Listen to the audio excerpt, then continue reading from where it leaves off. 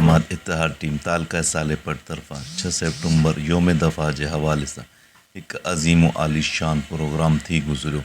1965 ऐं 1971 जी जंगनि में हिस्सो वठण शहीदनि ऐं गाज़ियुनि खे भेटा पेश कई। मेड़ाके के डॉक्टर फ़कीर अब्दुल्ला मंगरियो, फ़कीर कमालुद्दीन पयान ऐं पाकिस्तान मुस्लिम लीग फंक्शनल ज़िले सखर जे सदर फ़कीर इनायतुल्ला बुरड़ो ऐं ख़लीफ़ा फ़कीर अहमद साले महर ऐं संदसि भाउ फ़कीर अहमद हुसैन महर, मुस्लिम स्टूडेंट फेडरेशन फंक्शनल सूबाई सिंध जे सदर अरबाब अली अब्बासी ऐं पाकिस्तान मुस्लिम लीग फंक्शनल सालेपत जे जनरल सेक्रेटरी फ़कीर ग़ुलाम नबी मंगरियो ऐं ॿियनि पिणु ख़िताब कयो। सैयद जीएल हुसैन शाह, फ़कीर महर सैयद असद अली शाह, फ़कीर नूर मोहम्मद महर ऐं फ़कीर हैदर मंगरियो ऐं हुर जमात वॾे अंग में शिरकत कई।